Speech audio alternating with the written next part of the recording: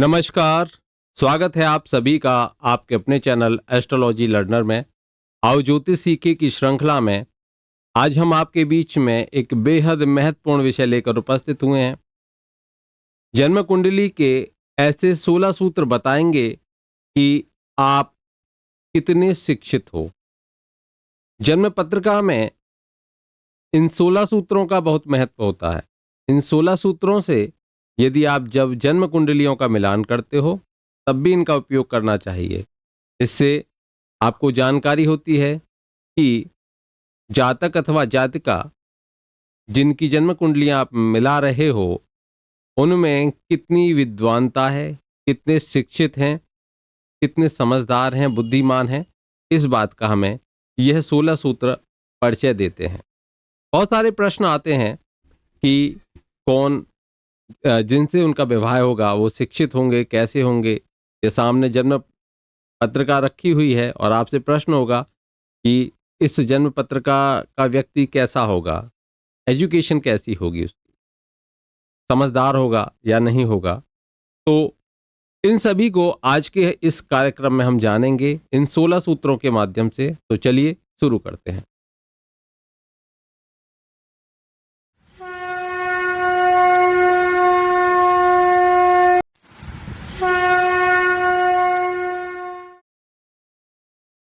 जब भी एजुकेशन की बात आती है, शिक्षा की बात आती है, विद्वत्ता की बात आती है, चिंतन की बात आती है, तर्क की बात आती है, लॉजिक की बात आती है, तो फिफ्थ हाउस, पंचम भाव, उसके लिए सबसे महत्वपूर्ण भाव है। और जब भी प्रोफेशनल एजुकेशन की बात आती है, व्यावसायिक शिक्षा की बात आती है, तो दसम भाव व्यावसायिक शिक्षा से संबंधित होता है। पंचम, दसम, इन दो भावों को जब भी विद्वानता की, समझदारी की, अच्छी एजुकेशन की हम चर्चा करेंगे तो इन दोनों भावों को विशेष रूप से आप देखोगे। इन दोनों भावों की, इन दोनों भावों के भावेशों की स्थिति को देखोगे। साथ ही साथ विद्वानता, बुद्धिमता, ज्ञान, इनके कारक गुरु बृहस्पति और इनके साथ ही बुध भी माने जाते हैं। तो गुरु बृहस्पति और बुध की जब भी पंचमेश या दशमेश के साथ युति बने, दृष्टि युति हो सकती है, या वह साथ में बैठे हों, कोई भी स्थिति हो सकती है, भाव परिवर्तन कर रहे हों, राशि परिवर्तन कर रहे हों, तो यह सभी युतियों में शामिल की जाती है। तो ऐसा व्यक्ति बहुत बुद्धिमान होगा और उसकी एजुकेशन अच्छी जाएगी, ऐसा हम विचार करते हैं।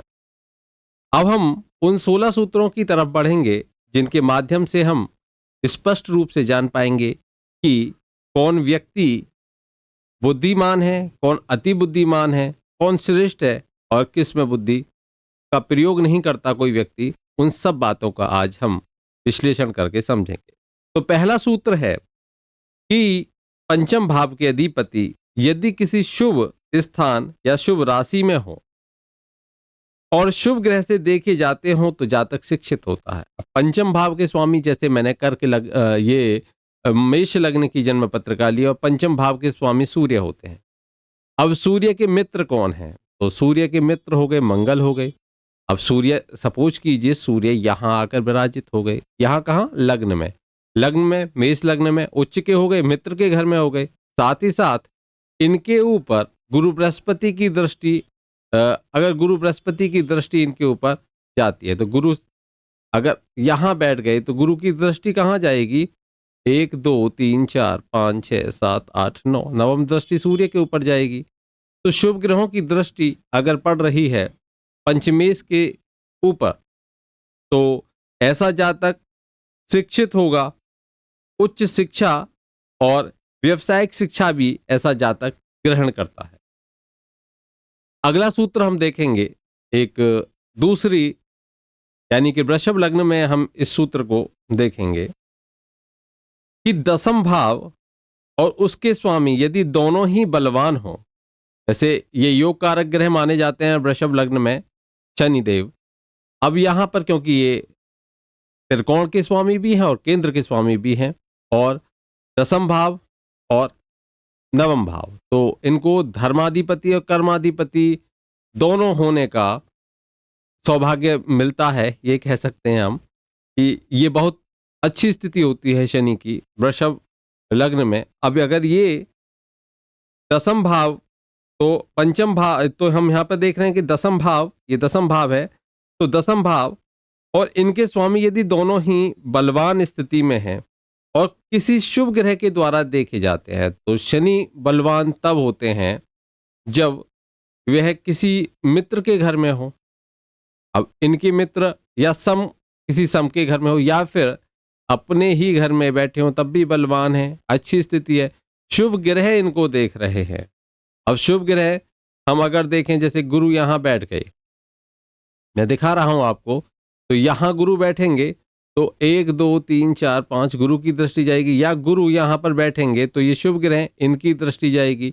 या फिर हम देखें कि अगर शुक्र यहां बैठ गए तो शुक्र की शुभ दृष्टि है, तो ये भी शनि के ऊपर जाती है। 1 2 3 4 5 6 7, इस प्रकार से यह स्थिति, इस प्रकार से स्थितियां बने तो यहां पर हम ये मान सकते हैं कि ऐसा जातक अथवा जातिका जिसकी भी जन्म पत्रिका में यह स्थिति बन रही है, वह प्रोफेशनल एजुकेशन लेगा, वो भी हाई लेवल की प्रोफेशनल एजुकेशन लेगा, उच्च शिक्षा लेगा, उच्च व्यावसायिक शिक्षा के क्षेत्र में ऐसा जातक अथवा जातिका जाएगा।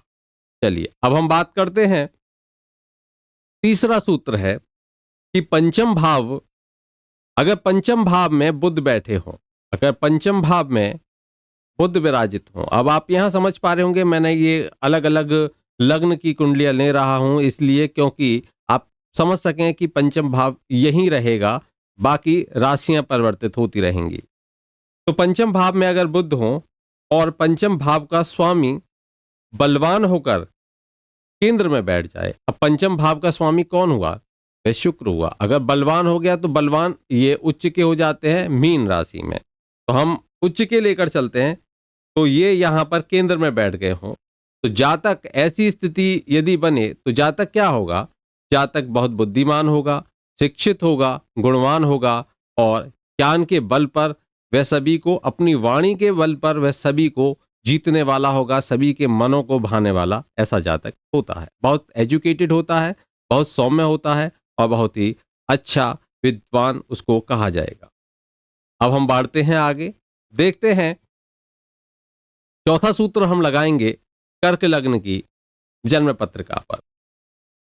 अगर केंद्र अथवा त्रिकोण में बलवान बृहस्पति हैं तो जातक को बहुत शिक्षित करते हैं। अब जैसे यहां पर गुरु अगर लग्न में ही बैठ जाएं तो ये उच्च के हो जाएंगे, उच्च के हो जाएंगे। अगर गुरु यहां भी बैठे तो भी अच्छी स्थिति में है, गुरु यहां बैठे तब भी अच्छी स्थिति में है, तो ये गुरु यहां बैठे तब भी अच्छी स्थिति में है। तो ये जो कंडीशंस हैं जो हमने देखी हैं गुरु बृहस्पति की, देखिए मित्र का घर है, मंगल मित्र हैं, ये इनका स्वग्रही है, तो यहाँ उच्च के होते हैं और यहाँ पर ये है स्वग्रही हो जाते हैं। लेकिन हम यहाँ पर छठे घर में नहीं लेंगे इनको, तो केंद्र में हो अथवा त्रिकोण में हो।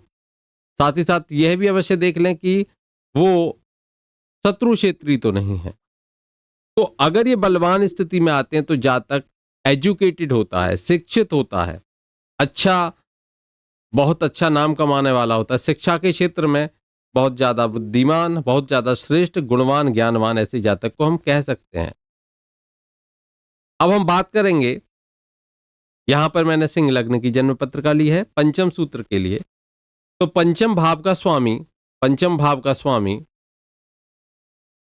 यदि द्वादश भाव में गया हो, विशेषकर हम गुरु की बात करें, अब देखिए यहां पर गुरु गए, वैसे गुरु उच्च के हो जाते हैं, सिंह लग्न में गुरु जब 12th हाउस में जाएंगे तो उच्च के हो जाएंगे, तो ये जातक को उच्च शिक्षा दिलाते हैं, हाई एजुकेशन।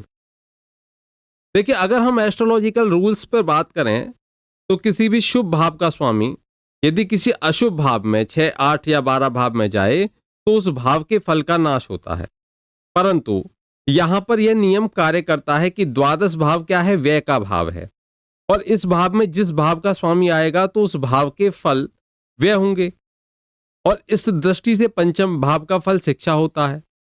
इसलिए यह जितना अधिक खर्च होती है, शिक्षा के बारे में क्या कहा जाता है, जितना से खर्च करोगे उतना ज्यादा बढ़ेगी। देखिए बिल्कुल विपरीत है, एजुकेशन को जितना दबा के छुपा के रखोगे। अब हमारे पास में जो नॉलेज है, मैं सारी नॉलेज आप लोगों को देता हूं जितनी मुझे रहती है, तो कहने का अर्थ यह है कि जितना हम इसे बांटेंगे, जितना खर्च करेंगे, उतने यह इंक्रीज होगी, उतनी बढ़ेगी। इसलिए जितना अधिक खर्च होता है उतनी ही अधिक ये जातक को शिक्षा प्राप्त होती है, उतनी ही एजुकेशन मिलती है। जितना ज्यादा खर्च करेंगे, ज्यादा जातक उतना ही अधिक शिक्षित होता जाएगा। तो शिक्षा को दान करना चाहिए, एजुकेशन को दान करना चाहिए। देखिए आपको किसी भी फील्ड में, किसी भी क्षेत्र में यदि नॉलेज है, ज्ञान है, आप उसका दान कीजिए। आप, हो सकता है कि कुछ आपके आसपास में से गरीब बच्चे हों जो एजुकेशन नहीं ले पाते हैं, तो आप उनको 1 घंटे, आधे घंटे, जो भी आपको फ्री समय मिले, आप उनको एक साथ बैठाइए और उनको ज्ञान दीजिए। इससे आपकी जो नॉलेज है, आपका जो ज्ञान है, वो भी इंप्रूव होगा, और जो ऐसे बच्चे हैं जो एजुकेशन नहीं ले पा रहे हैं, उनको भी एजुकेशन मिलेगी। तो यह एक शुभ कर्म है, और इससे आपके जो बृहस्पति हैं वह भी बलवान होते हैं। तो एजुकेशन का सिस्टम है कि जितना खर्च करोगे उतना बढ़ेगी। तो पंचमेश यदि 12th हाउस में हो, विशेषकर गुरु हो, तो यहां पर हम ये कहेंगे कि ऐसा जातक बुद्धिमान होगा, ज्ञानवान होगा, नॉलेज खूब अच्छी खासी लेकर चलता है, और उसको एक आदत और होती है अपनी नॉलेज को दुनिया में सबको बांटने की। यह खास बात उसके अंदर देखी जाती है। चलिए, यह हमारा हुआ 5वां सूत्र। अब हम बढ़ेंगे 6ठे सूत्र की तरफ, और वो भी कन्या लग्न की जन्म पत्रिका में हम इसको अप्लाई करेंगे। देखिए, पंचम भाव में अगर शुभ ग्रह हो और गुरु बुध व पंचम भाव के स्वामी पर शुभ ग्रह की दृष्टि हो, तो जातक शिक्षित होता है। अब यहां पर जैसे कि ये पंचम भाव के स्वामी बने कौन, शनि। अगर हम पहले कहें कि पंचम भाव में कोई शुभ ग्रह हो जाए, सपोज कि ये पंचम भाव में शुक्र बैठ गए, पंचम भाव में शुक्र बैठ गए तो शुभ ग्रह, और कहीं गुरु बैठे हैं, चलिए यहां गुरु बृहस्पति बैठे हुए हैं, गुरु बैठे हुए हैं, और बुध बैठे हुए हैं, यहां हम बुध को बैठा देते हैं, ठीक है, समझने के लिए। और पंचम भाव के स्वामी, पंचम भाव के स्वामी 1 2 3 4 5 6 7 8 9,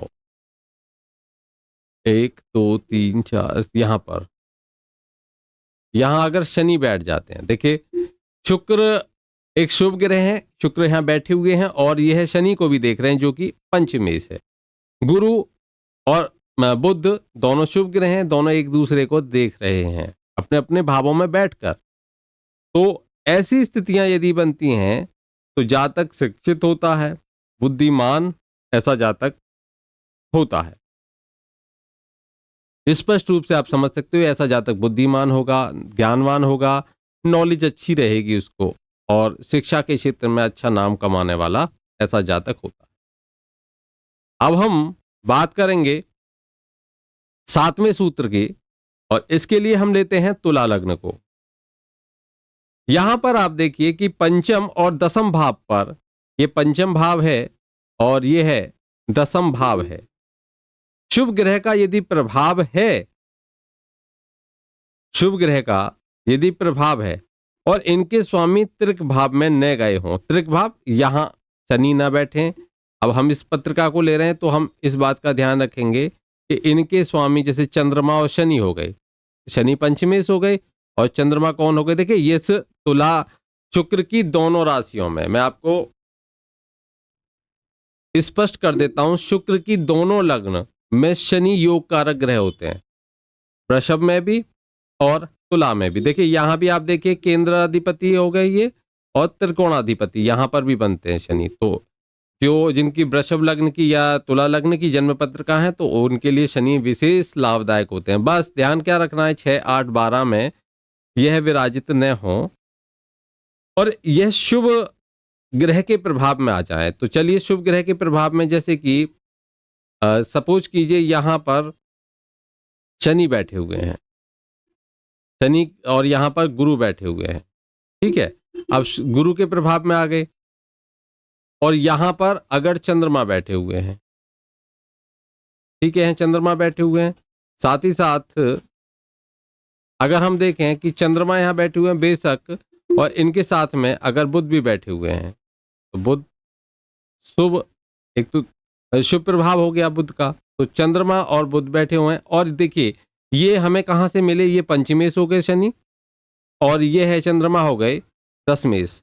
इनके ऊपर, शनि के ऊपर गुरु बृहस्पति की शुभ ग्रह की दृष्टि है, चंद्रमा के साथ में एक शुभ ग्रह बैठा हुआ है जो बुध है। तो यहां पर बेशक ये शत्रु हैं आपस में, लेकिन यहां पर हम यह देखेंगे कि ये 6, 8, 12 में नहीं है।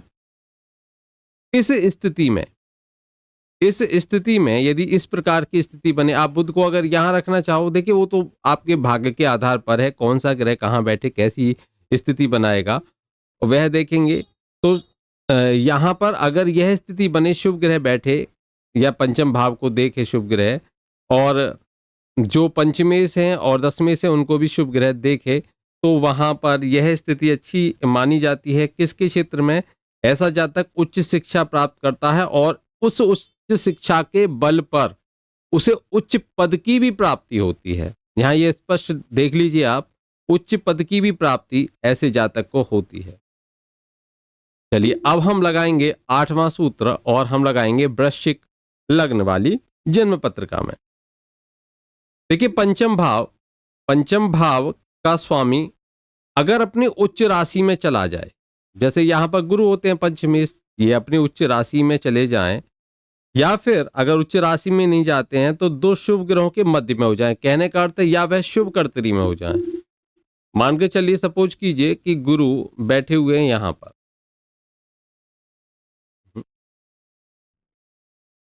देखिए गुरु बैठे हुए हैं, सपोज कीजिए कहीं पर भी बैठे हुए हैं, मैं कहता हूं यहां पर बैठे हुए हैं, लेकिन यहां पर शुभ ग्रह बैठ जाएं, जैसे चंद्रमा बैठ गए और यहां पर बुध बैठ गए, तो इस तरीके से शुभ ग्रहों के बीच में हो जाए, ठीक है। तो यह ऐसी स्थितियां बन जाएं दोनों में से, तो जातक उच्च शिक्षा प्राप्त करता है, हाईली एजुकेटेड होता है, अच्छी एजुकेशन उसे मिलती है। अब हम बात करेंगे अपने अगले सूत्र की। यह सूत्र क्या कहता है, देखिए यहां पर हम धनु लग्न की जन्म पत्रिका लेंगे। पंचम भाव के स्वामी यानी कि पंचमेश, और दसम भाव के स्वामी यानी कि दशमेश, इसमें पंचमेश होते हैं मंगल, और दशमेश होते हैं यहां पर बुध, ठीक है। तो पंचमेश अथवा दशमेश, या फिर ये दोनों, या तो पंचमेश हो या फिर दशमेश हो, अगर ये दोनों कहीं भी केंद्र में बैठ जाएं, जैसे मंगल यहां बैठ गए, अगर एक बैठ जाए तब भी, दो बैठ जाएं तो अच्छी स्थिति है, इनमें किसी भी भाव में बैठ जाएं, यहां बैठ जाएं, यहां बैठ जाएं, ये दोनों में दोनों बैठ जाएं केंद्र में, या फिर कोई एक बैठ जाए, या फिर यह है किसी अपने त्रिकोण में बैठ जाएं, किसी भी त्रिकोण में बैठ जाएं, ये भी त्रिकोण में आता है। तो ऐसी स्थितियां 6, 8, 12 में ना हो, केंद्र अथवा त्रिकोण में बैठे हैं, पंचमेश और दशमेश, बस इतना ध्यान रखिए। तो यहां पर यह स्थितियां जो होती हैं, ये महत्वपूर्ण स्थिति होती है, ये बलवान हो जाते हैं, और एक दूसरे को अगर देखें, अगर यह है एक दूसरे को देखें तो बड़ी अच्छी स्थिति। जैसे मानकर चलिए, यहां जैसे हमने अभी देखा कि यह है मंगल है, चलिए मैं यहां पर एक कंडीशन और यहां पर दिखा देता हूं। इसी सूत्र में पंचमेश और दशमेश को ध्यान रखिए। सपोज कीजिए मंगल यहां बैठे हैं, बुध यहां बैठे, ये हो गए, बुध कौन हो गए? बुध हो गए यहां पर दशमेश, और मंगल कौन हो गए? पंचमेश। ये एक दूसरे को देख रहे हैं और केंद्र में बैठे हुए हैं, ठीक है। तो एक दूसरे को देख रहे हैं, साथ हों या फिर साथ साथ भी हो सकते हैं, एक घर में भी बैठ जाएं तो भी वही बात है।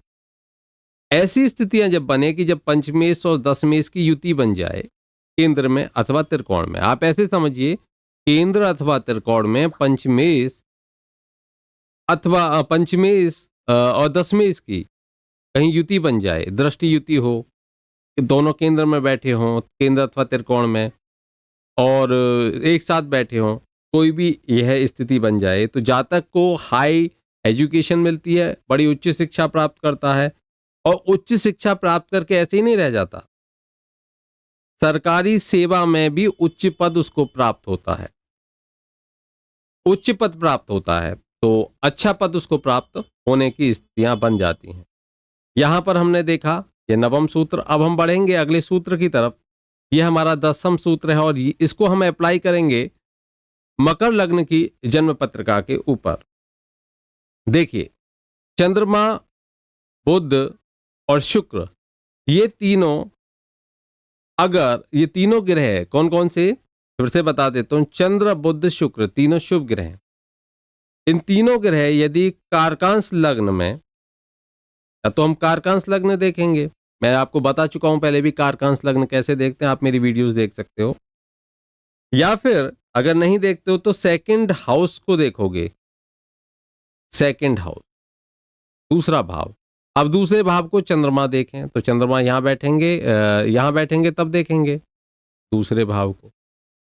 चंद्रमा देखें या फिर देखें बुध देखें, तो सब अष्टम में होंगे तभी देख पाएंगे, या फिर देखें शुक्र दूसरे भाव को, या फिर जो कारकांश में हम अगर देखें तो कारकांश लग्न में हो, तो अगर मान के चलिए मैं कारकांश जब कुंडली बनाऊंगा तो उसमें सपोज कीजिए यहाँ तो लग्न में बैठे हो या लग्न को देखते हो, तो लग्न को देखते हो, तो जातक जो होगा, जातक क्या होगा, जातक हाई एजुकेशन लेगा, और उसकी जो एजुकेशन होगी वह कैसी होगी, उसकी एजुकेशन एक डॉक्टर की एजुकेशन होगी, वह एक चिकित्सक होगा। ऐसा व्यक्ति एक चिकित्सक होगा। आप इस सूत्र को नोट कर लीजिए, मैं फिर से बता देता हूं। जैसे कि हम कारकांश कुंडली बनाते हैं, आजकल बहुत सारे सॉफ्टवेयर्स हैं तो उनमें आप चेक कर सकते हो कि कारकांश कौन सी है। तो कारकांश कुंडली की जो लग्न है, उस लग्न में देखिए कहीं चंद्रमा, कहीं बुध, कहीं शुक्र, ये कहीं बैठे हुए तो नहीं है। चंद्र, बुध और शुक्र, ये तीनों ग्रह, ये ध्यान रखना होगा, तीनों ग्रह कारकांश में लग्न में तो नहीं बैठे। या फिर अगर आप लग्न कुंडली देख रहे हो तो आपको देखना है कि लग्न, देखिए कारकांश में लग्न को देख तो नहीं रहे हैं, हम ये समझेंगे लग्न को देख तो नहीं रहे हैं। जैसे मानकर चलिए मैं कुछ पल के लिए ये मान लेता हूं कि ये मेरी लग्न आई कारकांश लग्न, तो यहां पर चंद्रमा, शुक्र और बुध, अगर यह देखेंगे लग्न को, तो यह स्पष्ट करेंगे कि ऐसा जातक चिकित्सक होगा। अब दूसरा सूत्र इसमें समझ लीजिए, अगर यह स्थिति यहां नहीं बन रही है तो यहां देखिए ये सेकंड हाउस है, तो यहां पर बैठेंगे। अब इसको अब आप भूल जाइए कि ये कारकांश है, अब आप इसको देखिए कि ये लग्न कुंडली है। अब मैं लग्न कुंडली के रूप में समझा देता हूं इसको। तो लग्न कुंडली है तो ये सेकंड हाउस है। अब सेकंड हाउस को चंद्रमा, शुक्र और बुध, ये तीनों देखें सेकंड हाउस को, तब भी हम यह मानेंगे कि या तो कारकांश लग्न को देखें या फिर दूसरे भाव को, लग्न कुंडली के दूसरे भाव को देखें, D1 चार्ट के दूसरे भाव को देखें, तो हम कहते हैं कि ऐसा जातक अथवा जातका चिकित्सक होगा या होगी। चलिए आगे बढ़ेंगे, अगला सूत्र समझेंगे। अगला हमारा सूत्र है जो हम अप्लाई करेंगे कुंभ लग्न की जन्म पत्रिका के ऊपर। देखिए, धन भाव का स्वामी बुध, अगर धन भाव का स्वामी बुध, अब देखिए धन भाव का स्वामी बुध इसमें नहीं होगा, तो धन भाव का स्वामी बुध देखने के लिए हमें पीछे जाना होगा। देखिए यहां पर हमें पीछे जाना होगा, धन भाव का स्वामी बुध, देखिए यहां सिंह लग्न की जन्म पत्रिका में धन भाव का स्वामी बुध बनता है।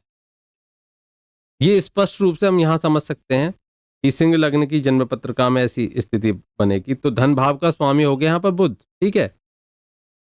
अपनी उच्च राशि कन्या में बैठ जाए, ठीक है, तो यहीं बैठ जाएगा, कन्या ही इसकी उच्च राशि है, कन्या राशि में हो जाए। गुरु यहां पर लग्न में हो जाए, गुरु लग्न में बैठे और शनि यहां पर अष्टम भाव में बैठे, शनि अष्टम भाव में बैठे, तो ऐसा जो व्यक्ति होगा, देखिए फिर से समझिए, गुरु लग्न में बैठे, शनि अष्टम में बैठे, तो ऐसा व्यक्ति बहुत बड़ा मैथमेटिशियन होता है, बहुत बड़ा गणितज्ञ होता है, मैथ्स के क्षेत्र में उसका बड़ा नाम होता है, बहुत अच्छी एजुकेशन लेता है। या फिर इसमें एक स्थिति और देखते हैं कि गुरु केंद्र अथवा त्रिकोण में बैठ जाएं और शुक्र उच्च राशि में हो। गुरु केंद्र में, जैसे गुरु केंद्र या त्रिकोण में बैठ जाएं, और मैं इसको हटा देता हूं कुछ टाइम के लिए, अगर ये नहीं स्थिति बनती है, केंद्र या त्रिकोण में बैठ जाएं और शुक्र अपनी उच्च राशि में बैठे, शुक्र उच्च राशि में हो और बुध धन भाव में हो, तो यहां हम बुध को लेकर चलेंगे कि बुध धन भाव का स्वामी होकर धन भाव में ही बैठे, तो भी जातक गणित के क्षेत्र में बड़ा ही गुणी होता है, गणित के क्षेत्र में बड़ा ही नाम करने वाला ऐसा व्यक्ति होता है। फिर से समझ लीजिए कि क्या कंडीशन होती है, मैं फिर से बता देता हूं कि बुध को धनेश होना है, ये बात ध्यान रखिए सबसे पहले, और धनेश होकर वह अपने ही भाव में बैठे, ठीक है। अब यहाँ पर 3 लिखा होगा, यानी कि वृषभ लग्न की पत्रिका होगी, तब भी यहाँ 2 होगा, तो तब भी यहाँ अगर हम 2 लिखें ना तो 2 होगा, तब भी बुध यहाँ 3 होगा, तो फिर 3 4 5 6, तो फिर यहाँ पंचम भाव में बैठेंगे बुध उच्च राशि में, पहले सूत्र में। लेकिन यहाँ पर अगर हम देखेंगे कि धन भाव में बैठे, धनेश होके, तो इसी भाव में बैठेंगे, या तो उच्च के हो जाए तब भी, या फिर धन भाव में बैठे, तो यहां पर यह हो गया। और गुरु जो हैं गुरु लग्न में बैठे, ये ध्यान रखिए, गुरु लग्न में बैठे इस स्थिति में, और शनि अष्टम में बैठे, तो क्या होगा, गणित के क्षेत्र में नाम करने वाला होगा, मैथमेटिशियन होगा। अब इसके बाद में फिर इसी में मैं एक और गणित के लिए एक सूत्र और बता देता हूं कि जैसे बुध अपने ही भाव में बैठे, दूसरे भाव में धनेश होकर धन भाव में बैठे, चाहे यहां पर 3 लिखा हो चाहे 6 लिखा हो, धन भाव में बैठे, उच्च का हो ऐसी कोई आवश्यकता नहीं है, 3 लिखा होगा तो उच्च के नहीं होंगे, ये धन भाव में बैठे, कौन, बुध। इसके बाद में शुक्र अपनी उच्च राशि में बैठे, शुक्र यहां होंगे तब उच्च राशि में बैठेंगे, इस वृषभ में होगा तो 2 3 4 5 6 7 8 9 10 11 12, तो यहाँ बैठेंगे, यहाँ 12 नंबर आएगा तब उच्च के हो जाएंगे जो लाभ भाव में। सिंह में ये कहाँ बैठेंगे, सिंह में बैठेंगे ये अष्टम भाव में, यह स्थिति बने, स्पष्ट है। तो यहाँ पर गुरु को और देखें तो गुरु केंद्र या त्रिकोण में बैठे, अब गुरु यहाँ बैठ सकते हैं, गुरु यहाँ बैठ सकते हैं, गुरु यहाँ बैठ सकते हैं, और गुरु यहाँ बैठ सकते हैं, गुरु यहाँ बैठे, गुरु यहाँ बैठे, यह स्थितियां देख लीजिए। यहां पर यह बैठ गए, अच्छे से समझ लीजिए एक एक बात को, यह हम दूसरा सूत्र बता रहे हैं, पहला सूत्र में बता चुका हूं, ये दूसरा है। गुरु केंद्र या त्रिकोण में बैठे, बुध धन भाव के अधिपति होकर धन भाव में ही बैठे, और शुक्र अपनी उच्च राशि में बैठे, तो भी आप आंख बंद करके बोल सकते हो कि ऐसा व्यक्ति गणित के क्षेत्र में बहुत होशियार होगा, गणित के क्षेत्र में बहुत नाम कमाने वाला ऐसा व्यक्ति या जातक अथवा जातिका होते हैं। चलिए अगला सूत्र हम देखेंगे।